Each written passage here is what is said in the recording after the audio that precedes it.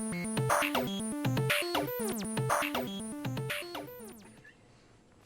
do the Picard. Why didn't they just change the outfits? Costs a lot to outfit an entire space. Yeah. They should just hang out on a holodeck all the time, and they can like holographically project clothes onto them. Yeah. And they could just be naked all the time. You're gonna keep this in, right? Yeah, I'm gonna keep all of that in. Okay. Hi, I'm Joel Cunningham, editor of the Barnes & Noble Science Fiction and Fantasy blog, here with the first Barnes & Noble Science Fiction and Fantasy Mailbag we've had in quite some time. We were doing these every week, and it was making me kind of crazy because if you could see the other side of this cubicle, you would see that I get a lot of books piled up.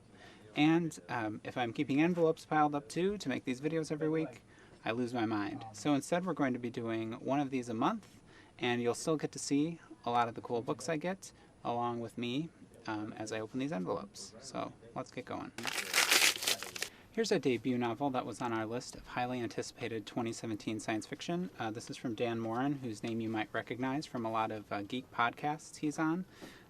But this is a refreshingly modern take on the classic sci-fi adventures of intergalactic politics and spies. It's being pitched to fans of Star Wars and Guardians of the Galaxy, and if you'd like to read more about it, we've got that list of sci-fi we can't wait to read this year, and this book's on it. This is a collection of short fiction coming from Solaris this month, edited by Mavesh Murad and Jared Shurin. These are different stories about jinn from all over the world, so their idea is that every culture has their own genie or jinn story, and they've collected a bunch of different ones here with some big names, including Nnedi Okorafor, Neil Gaiman, Amal El-Mohtar, lots of authors whose names you recognize, and this is a collection I've heard a lot of good things about. Tor.com Rocket. More publishers should let you know what's inside by putting a picture of a spaceship on the outside. Charles Stross, The Delirium Brief. This is the next book in his Laundry File series, which is sort of like government agencies meet crazy monsters. This is switching over to Tor.com Publishing after being with a different publisher for a number of years.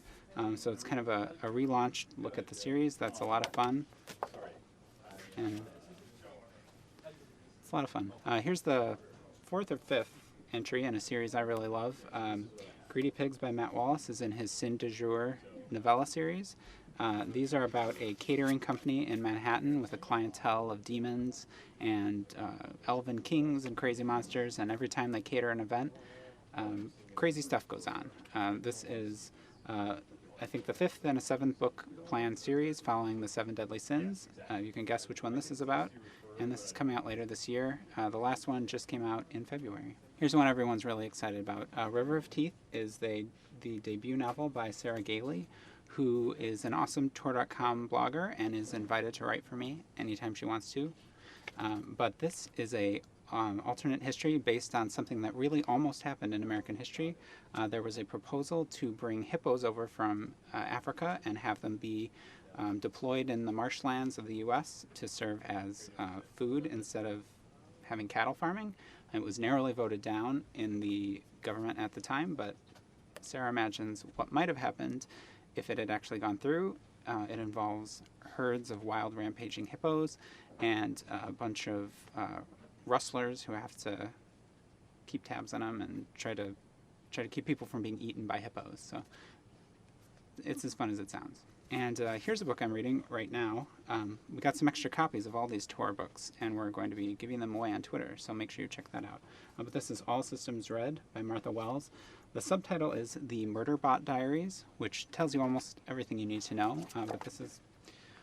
They keep hiding these things. This is about a cyborg who narrates his point of view on a human colony mission on a world that is turning out to be more dangerous than any of the colonists thought, and there's a semi-corrupt corporation that's controlling everything behind the scenes. I'm about halfway through, and so far it's a lot of fun, really funny, and lots of cool robot intrigue.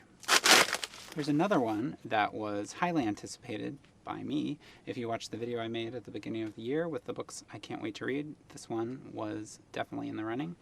The Prey of the Gods by Nikki Drayden is another debut. This is a sci-fi fantasy mix set in a near-future South Africa. And I'm just going to read this because it's a lot of crazy and it's hard to be concise about it. Personal robots are making life easier for the working class. The government is harnessing renewable energy to provide infrastructure for the poor.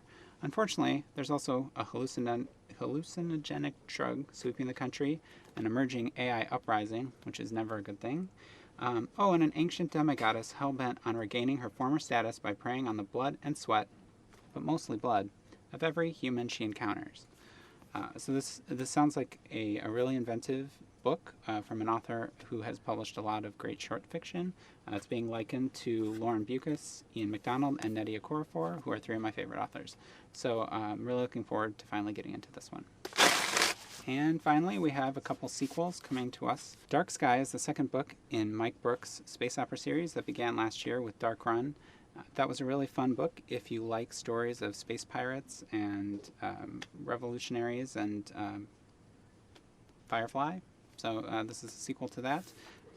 It's supposed to be more of the same, which is definitely a good thing. And Phantom Pains is Michelle Baker's sequel to one of the books that made our best of 2016 list. That was Borderline. This is an urban fantasy series about a woman with borderline personality disorder who, because of her sort of neglected status in society, is able to be recruited into this agency that negotiates between the fairy realm and Hollywood. A lot of crazy stuff went on in the first volume, but it was really inventive twist on urban fantasy tropes, and I'm looking forward to seeing where she takes things in the sequel. So that's a pretty darn healthy stack of books that were in the B&N Sci-Fi Fantasy Mailbag this month.